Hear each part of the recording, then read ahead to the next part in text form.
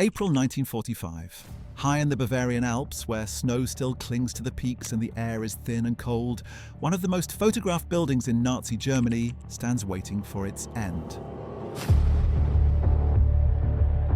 The Berghof, Adolf Hitler's mountain retreat, has been the backdrop to countless propaganda images, the Führer greeting children or walking his dog, entertaining foreign dignitaries against a panorama of Alpine grandeur.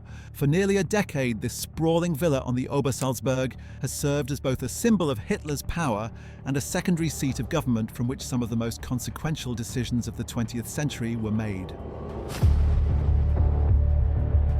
But now, with Allied forces closing in from all directions and the Reich collapsing around it, the Berghof faces an uncertain future. What happens next is a story of destruction, looting, deliberate erasure, and decades of silence before the site finally confronts its own history. The story of the Berghof begins not with Adolf Hitler, but with a businessman. From the northern German town of Buxtehude in 1916 or 1917, a merchant named Otto Winter built a modest vacation chalet on the Obersalzberg, a mountainside retreat situated above the market town of Berchtesgaden in southeastern Bavaria, close to the Austrian border. He called it Haus Wachenfeld. The area had been attracting visitors since the late 19th century, when intellectuals, artists and industrialists discovered its dramatic scenery and crisp mountain air. Composers like Johannes Brahms had stayed there. Writers and painters found inspiration in the sweeping views. By the time Winter built his holiday home, the Obersalzberg had become a fashionable destination for those who could afford the journey south from Munich or Salzburg. Hitler first came to the Obersalzberg in 1923.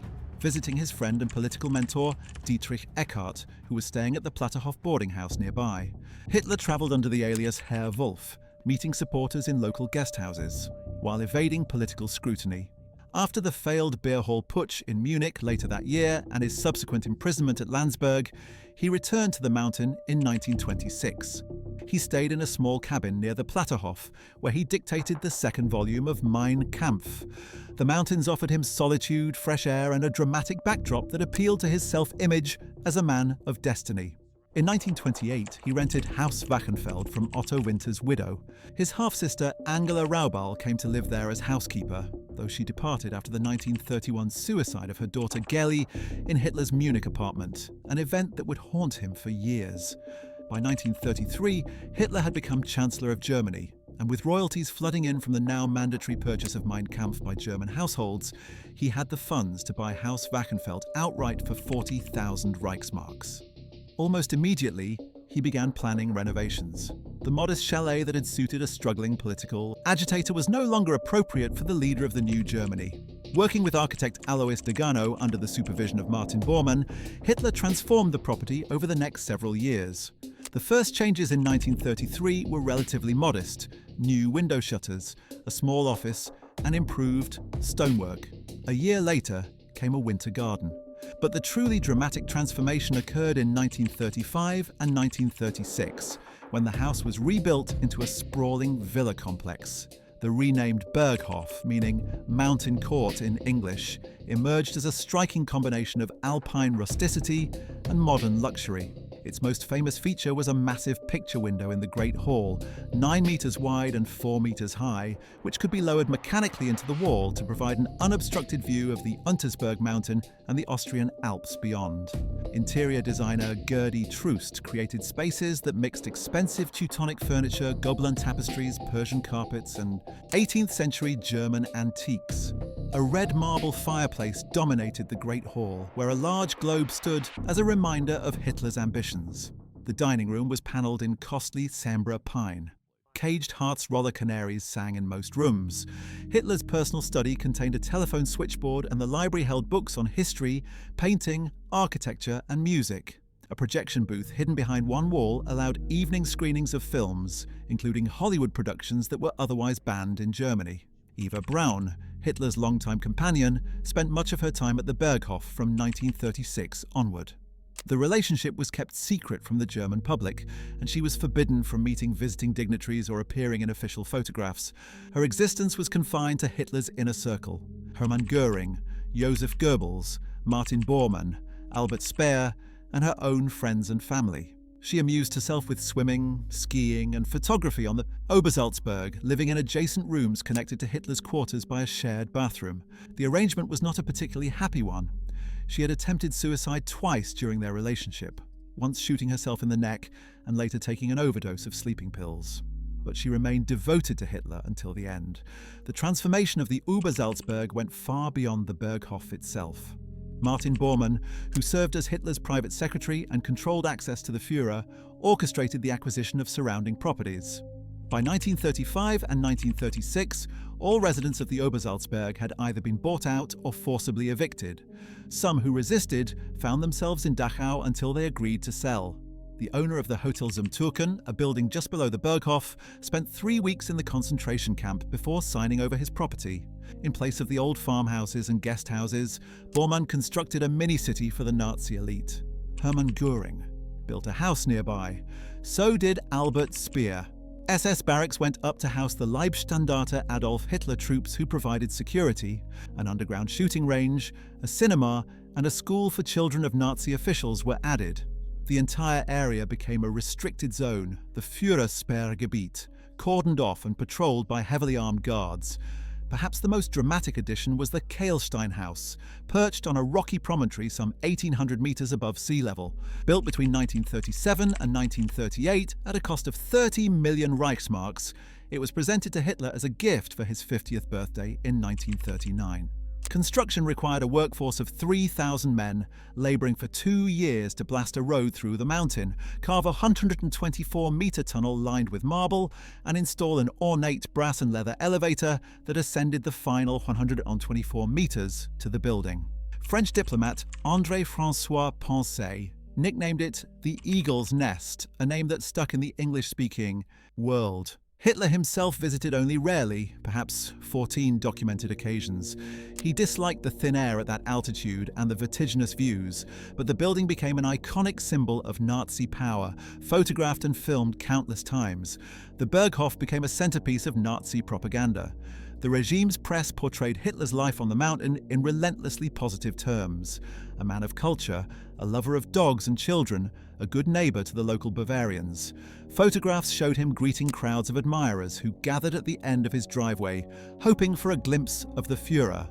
British writer William George Fitzgerald, writing under the pseudonym Ignatius Farr for Homes and Gardens magazine, described the Berghof as bright and airy, with a light jade green colour scheme, praising Hitler as his own decorator, designer and furnisher, as well as architect. These carefully crafted images helped soften Hitler's public persona at a time when his true intentions were becoming clear to attentive observers. The Berghof was also a stage for high-stakes diplomacy. British Prime Minister Neville Chamberlain travelled there in September 1938 as part of the negotiations that led to the Munich Agreement and the dismemberment of Czechoslovakia. Former British Prime Minister David Lloyd, George visited in 1936 and came away deeply impressed. Benito Mussolini was entertained there. The Duke and Duchess of Windsor were received. Foreign dignitaries experienced the same carefully orchestrated hospitality. The spectacular views, the impression of Alpine simplicity combined with subtle displays of power, and Hitler's personal charm, which could be considerable when he chose to deploy it. Many visitors left convinced they had met a reasonable man with whom business could be done. They were tragically mistaken. From the mid-1930s through the war years, Hitler spent more time at the Berghof than anywhere else except his East Prussian headquarters at the Wolfschanze during the invasion of the Soviet Union. The German Reich Chancellery maintained a second seat in the nearby village of Bischofswiesen from 1937 onward. Major decisions about persecution, war, and genocide were discussed and finalized in these mountains. Hitler spent most of early 1944 at the Berghof before departing on July 14, 1944, never to return. By then, the war had turned decisively against Germany, and the Obersalzberg's remoteness had become a liability rather than an asset. Hitler remained in Berlin or at his various headquarters as the Reich collapsed around him. With the outbreak of war, extensive defences had been installed around the Obersalzberg. Anti-aircraft batteries dotted the mountainside. Smoke-generating machines could shroud the entire complex in artificial fog when hostile aircraft were detected. Beginning in 1943, a vast underground bunker system was constructed beneath the Berghof and surrounding buildings. Workers excavated some 6,000 meters of tunnels, chambers and passages, creating a subterranean command center complete with offices, living quarters, and even a luxury hotel section with bathtubs, chandeliers, and expensive furniture. Every important building above ground gained an underground counterpart. The SS, the Reich Security Service, and various military units all had dedicated spaces in this labyrinth. It was designed to allow Hitler and his entourage to continue directing the war even if the buildings above were destroyed. The Allies had considered attacking the Obersalzberg earlier in the war. In June 1944, intelligence confirmed that Hitler was directing the resistance to the Normandy landings from the Berghof. The Royal Air Force developed a plan designated Operation Hellbound. An American reconnaissance aircraft photographed the area between June 16th and 20. But General Hap Arnold, head of the United States Army Air Forces, decided against the attack. He reasoned that it was unlikely Hitler would be killed, and even if he were, his inept leadership of the German military was actually working to the Allies' advantage. The attack was called off. The only prior strike on the area came on February 20th, 1945, when 8 P-47 Thunderbolts from the 15th Air Force stumbled upon the site while unable to complete a mission in Italy. Their commander, Major John L. Beck, was initially unaware of what he had found. The Thunderbolts attacked a train and encountered heavy flak, but the Berghof itself escaped damage. When news of the missed opportunity reached the Allied public, there was disappointment. By April 1945, however, the situation had changed dramatically. The combined bomber offensive was effectively over. Germany's air defenses had been shattered. The Supreme Headquarters Allied Expeditionary Force became concerned about intelligence reports suggesting that senior members of the German government and Waffen-SS units would assemble at Berchtesgaden to prolong the fighting from a so-called Alpine fortress. This was largely an intelligence failure. The Germans had made few real preparations for such a last stand. Hitler himself remained in Berlin, and most senior ministers had fled elsewhere. But the fear was real enough to prompt action. On April 25, 1945, Air Chief Marshal Sir Arthur Harris, the head of RAF Bomber Command, proposed a major raid on the Obersalzberg. The Supreme Headquarters Allied Expeditionary Force approved it. The attack came on the morning of April 25, 1945, just 5 days before Hitler would take his own life in Berlin. A massive force of 359 Lancaster heavy bombers took off from bases in Britain, joined by 16 Mosquito Pathfinder aircraft. The Royal Australian Air Force's No. 460 Squadron participated, its crews briefed in the early hours of Anzac Day. The bombers flew south over France and into Bavaria in clear blue skies, turning eastward at Lake Constance toward their target.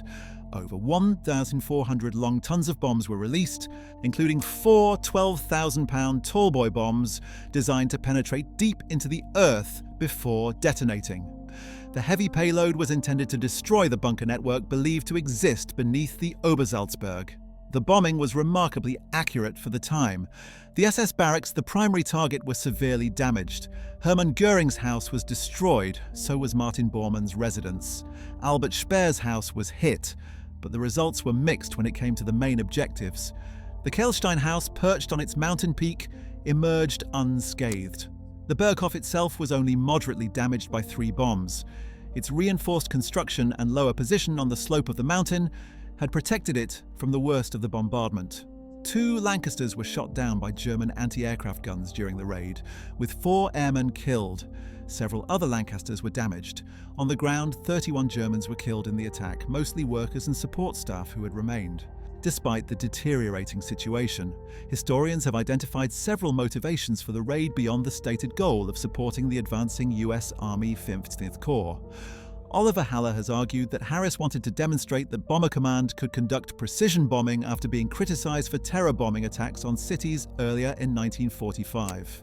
Historian Despina Stratiakos has suggested that the Allies hoped the destruction of the Berghof would convince fanatical Nazis that the war was truly lost. She also proposed that the attack aimed to wipe from memory the humiliation of pre-war appeasement policies, particularly the Munich Agreement, which was closely associated with the Berghof and the image of Chamberlain descending those famous steps. Whatever the true motivations, the raid marked the beginning of the end for Hitler's mountain retreat. In the immediate aftermath of the bombing, photographs taken on April 26, 1945 show the Berghof still standing, damaged but largely intact. The Great Room with its famous window was still recognizable. The second floor remained in place. The structure, though scarred by bomb craters and blackened by smoke, had survived. This would prove to be only a temporary reprieve. Acting on orders from Hitler himself, SS personnel returned to the site in the days following the raid with instructions to destroy what the bombs had not. On the morning of May 4, 1945, an SS detachment arrived at the Berghof, looted what they could, doused the building in gasoline, and set it ablaze. The fire consumed everything that remained, leaving only a burned-out shell where the showcase of Nazi propaganda had once stood. The race to reach Berchtesgaden had already begun among Allied forces. 3 units of the US 7th Army were competing to capture the prize: the 101st Airborne Division, the French 2nd Armored Division under General Leclerc, and the US 3rd Infantry Division operating nearby in Salzburg, Austria. To the average GI, Berchtesgaden represented simply the juiciest looting opportunity in all of Europe. The area was known to be filled with Nazi plunder, gold, jewelry, cash, luxury cars, artwork, and the finest wines and spirits in the world. Competition was fierce, and units raced each other down the Autobahn between Munich and Salzburg. The 7th Infantry Regiment of the 3rd Infantry Division arrived at approximately 4 o'clock in the afternoon on May 4, 1945, taking Berchtesgaden without firing a shot. Salzburg had surrendered peacefully that same day, freeing the 3rd Division to pursue the more glamorous target. Major General Iron Mike O'Daniel personally ordered his men to seize the only standing bridge over the Salak River, blocking its use by competing units. When General Leclerc of the French 2nd Armored Division arrived, he was turned away on O'Daniel's express orders. When the 7th Infantry Regiment reached the Obersalzberg on the afternoon of May 4th, they found the Berghof violently burning. The SS had set the fire that morning, and by the time American soldiers arrived, the building was engulfed in flames. Soldiers from the 3rd Infantry Division were reportedly very disappointed because the violently burning fire stopped them from taking any trophy items. The French arrived later that evening and participated in a joint flag-raising ceremony with the Americans the following morning, May 5th. The 101st Airborne Division, which had expected to capture Berchtesgaden, arrived last on May 5th and was assigned to relieve the 3rd Infantry Division. Colonel Sink of the 506th Parachute Infantry Regiment informed the 7th Infantry Commander that his men were taking over. The 3rd Division departed but did not leave empty-handed. What followed was looting on a scale unmatched anywhere else in occupied Germany. Due to the Obersalzberg's associations with the Nazi leadership, American and French soldiers pillaged everything they could find. At the Berghof, despite the fire, soldiers recovered silverware, personal effects, and anything else that had survived the flames. Howard W. Vogel, a member of the 910th Mobile Anti-Aircraft Tank Battalion, took a set of silver flatware that had belonged to Eva Braun. He would later sell it, along with detailed recordings of his experiences at Berchtesgaden. Soldiers found Hitler's black touring Mercedes and Eva Braun's black Mercedes coupe in the garage, still intact.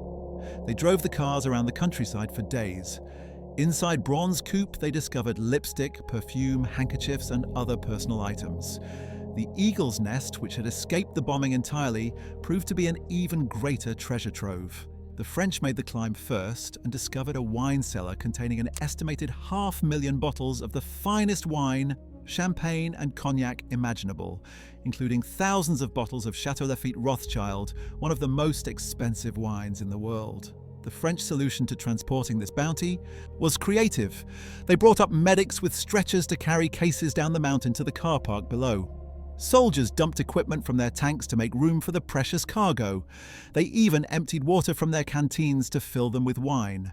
Major Dick Winters of the 2nd Battalion, 506th Parachute Infantry Regiment, later recalled discovering Hermann Göring's wine cellar at the Reichsmarshal's residence, which contained another 16,000 bottles. The Americans loaded 6 trucks with booze before being ordered back to Austria. The 101st Airborne, arriving last but staying longest, tried to drink what remained. The 2nd Battalion, 506th PIR, according to Winters, probably came pretty close to accomplishing that feat with Göring's remaining 10,000 bottles. American photojournalist Lee Miller, who arrived at the Obersalzberg shortly after it was captured, commented that there was not even a piece left for a museum on the great war criminal, and scattered over the breadth of the world. People are forever going to be showing their grandchildren souvenirs of Hitler.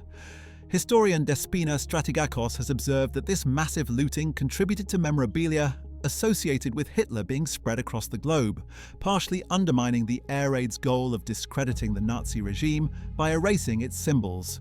Hermann Göring himself, who had survived the air raid in his bomb shelter, was taken prisoner by the US Army on May 9, 1945. He had been at the Obersalzberg when the bombs fell, one of the few highly ranked members of the Nazi government actually present.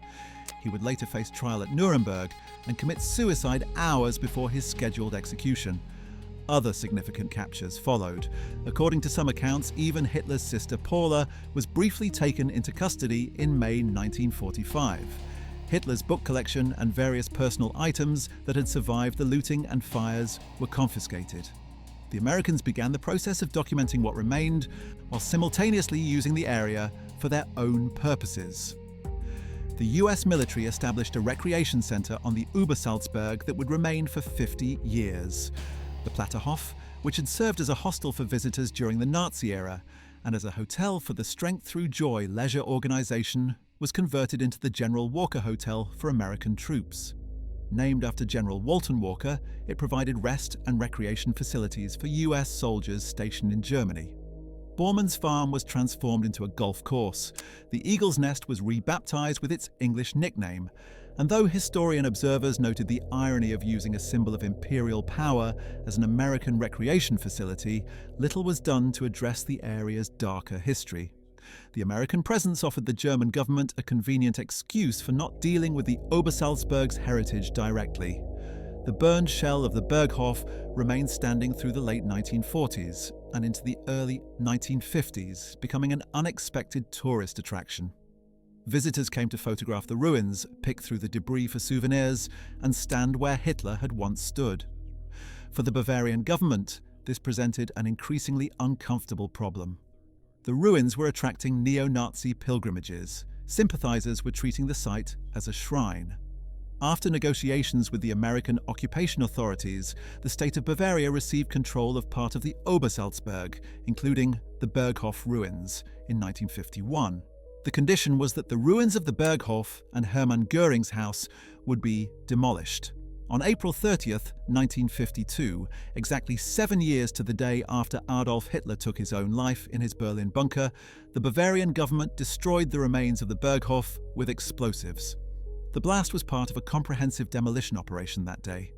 The houses of Göring and Bormann, the SS barracks, the Kampfhäusl, and Hitler's tea house on Mooslanekopf Hill were all reduced to rubble. In total, more than 50 Obersalzberg Nazi buildings were destroyed. The date was chosen deliberately for its symbolic resonance. The regime that had once showcased the Berghof as a centerpiece of propaganda would not be allowed to retain even its ruins as a monument. There would be nothing left for future generations to venerate. Not everything was destroyed, however. The Eagle's Nest, the Kehlstein House, survived. Its position high on the mountain, accessible only by a special road and elevator, had saved it from both the bombing and the subsequent demolition campaign. The Hotel Zum Türken, which had been badly damaged in 1945, was rebuilt in 1950 and reopened as a hotel before Christmas that year. The tunnels beneath it, which had once connected the SS guards to Hitler's residence, remained accessible. The General Walker Hotel continued to serve American troops. The underground bunker systems, built at such expense between 1943 and 1945, lay sealed but intact beneath the surface. The rubble of the Berghof was gradually cleared away or buried, and trees were planted to cover the site. For decades, a kind of deliberate amnesia settled over the Obersalzberg. The Bavarian authorities had no interest in discussing what had happened there. The American military presence continued with minimal acknowledgement of the site's history.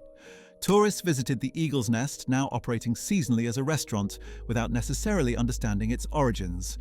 The Hotel Zum Türken offered bunker tours to those who knew to ask, but there was no official museum. No educational center, no comprehensive attempt to explain what the Obersalzberg had meant during the Nazi era. The strategy of demolition and silence had, in some respects, worked, but it could not last forever.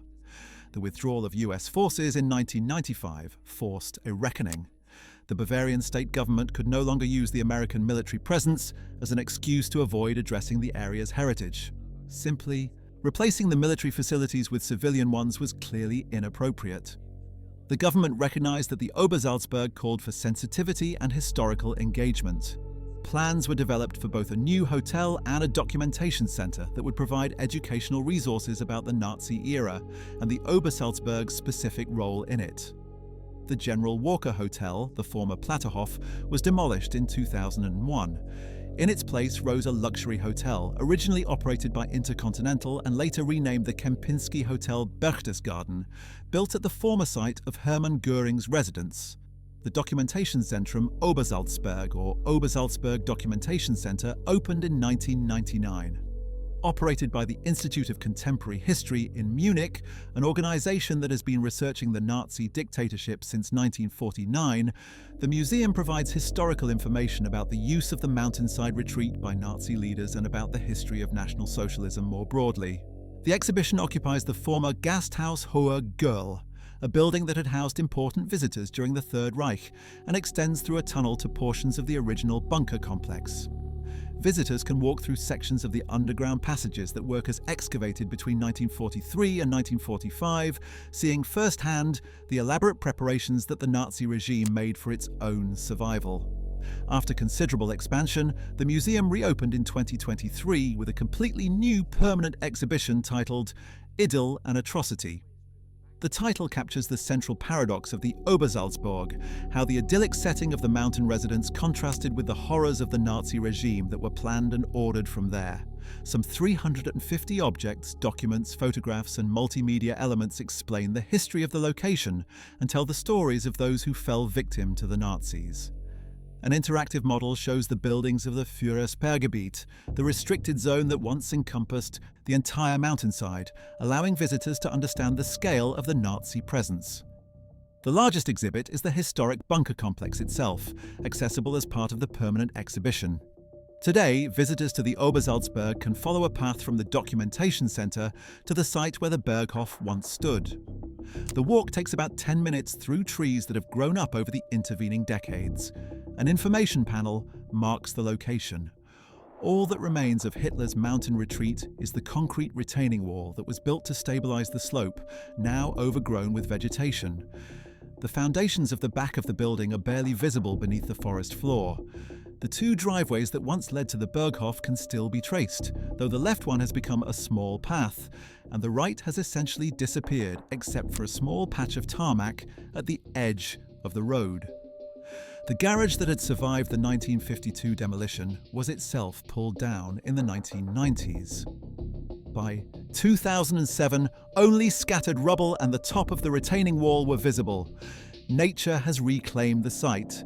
The Hotel zum Türken, reconstructed after the war, offered access to a second set of bunkers beneath the building. Unlike the officially accessible tunnels at the documentation center, these passages were virtually untouched since 1945, with machine gun ports still guarding the entrance. A tunnel once led directly to Hitler's private bunker in the Berghof. It is now bricked up. The hotel has been closed for renovation, and the future of its bunker tours remains uncertain. The Eagle's Nest, the Kehlstein House, remains open seasonally as a restaurant and tourist attraction, accessible by bus and the original brass-lined elevator when weather permits. The building that Hitler rarely visited has become one of the most popular destinations in Bavaria, attracting visitors who wish to see the views and understand the history. A fireplace inside was a gift from Mussolini. Documentaries screened on site explain the historical background of the state visits that once took place there. In the summer months, the restaurant does brisk business while tourists take photographs from the terrace where Nazi propaganda films were once shot. The Obersalzberg Documentation Center now attracts more than 1 million visitors and serves as a model for how former sites of Nazi power can be transformed into places of education and remembrance. The exhibition does not sensationalize or glorify. It places the Obersalzberg in the context of the broader crimes of the Nazi regime, showing how decisions made in this idyllic Alpine setting led to suffering and death across Europe. Forced laborers who built the bunkers have their say in the displays. The path of the exhibition ends in a documentation of the Holocaust, presented in the darkness of the underground passages that were built to protect those who ordered it. The story of Hitler's Berghof after World War II is ultimately a story about memory, about what societies choose to remember and what they try to forget. The building that once symbolized Nazi power was bombed, burned, looted, demolished, and buried, yet it refused to disappear entirely. The Bavarian government's eventual decision to face that history directly represents one approach to dealing with a difficult heritage. Today, the Obersalzberg stands as both a warning and a lesson. The magnificent views that attracted Hitler in 1923 remain as breathtaking as ever. But where the Berghof once stood, only forest grows. What was once the regime's showcase has become a place of reckoning with the horrors it concealed.